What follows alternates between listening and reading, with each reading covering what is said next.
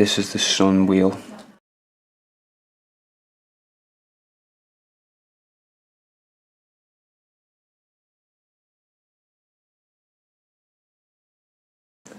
So what this is you won't usually see a pattern, you won't usually see the sequential order like this. The reason I've done it like this is because it's so it fits in with the travelling of the sun through the year, so it becomes a year calendar zodiac rather than a fortune telling zodiac or what have you. So let's start in Beltane, Walpurgisnacht, May the 1st.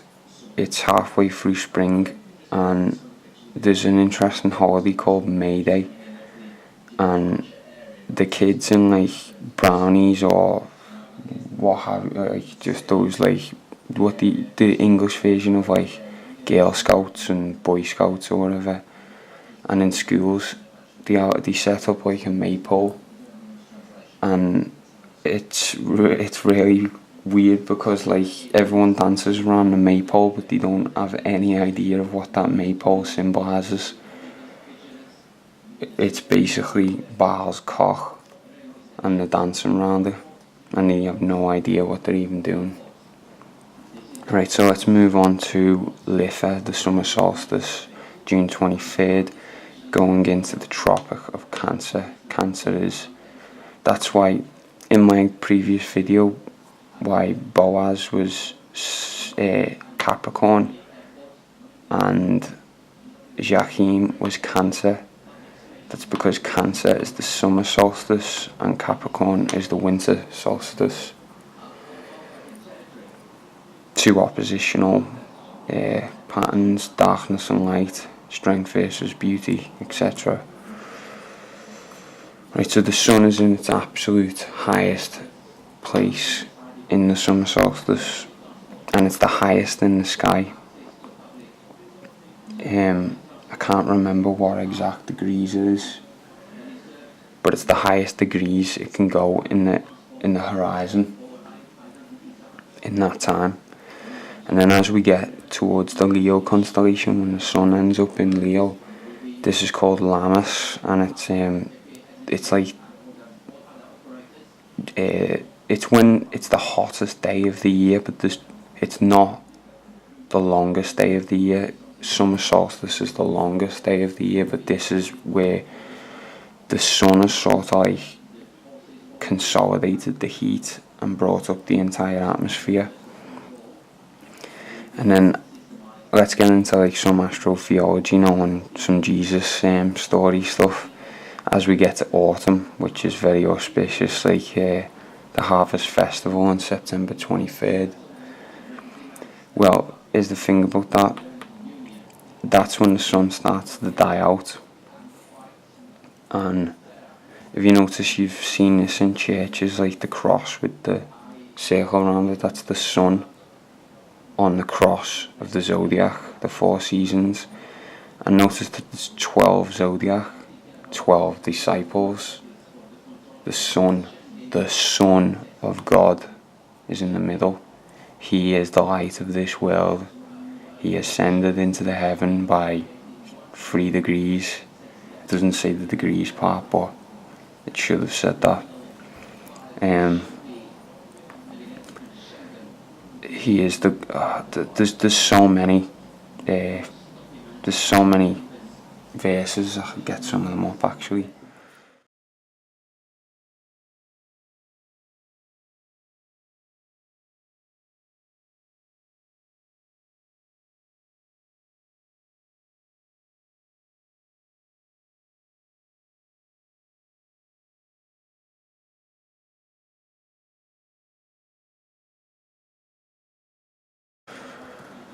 Right, so after that it goes into Samhain, Halloween, or Hallows Eve, October 31st, when the spiritual veil is the thinnest.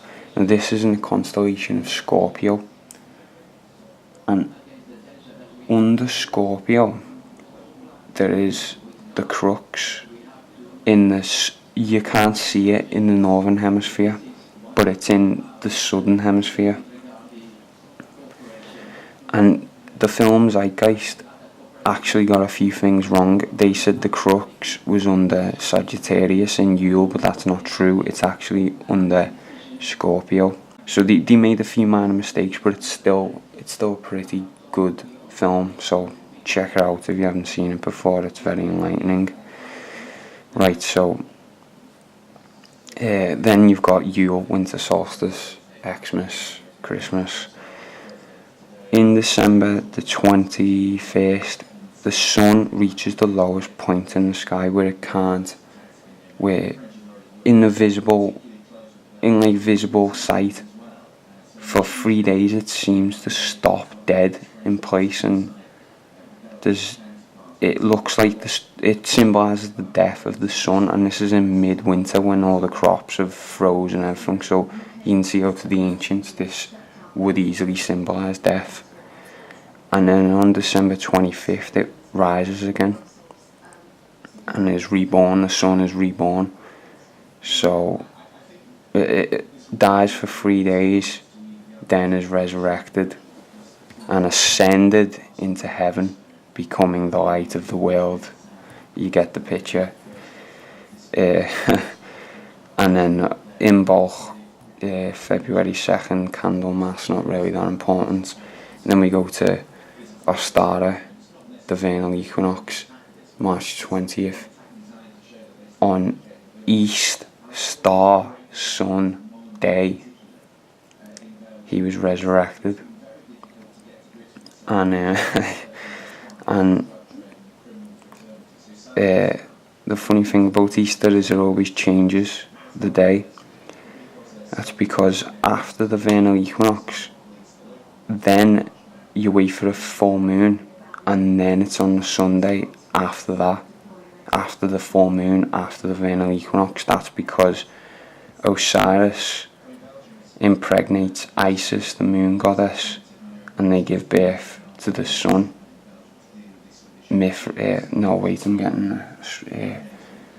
Ra, Isis, and Osiris.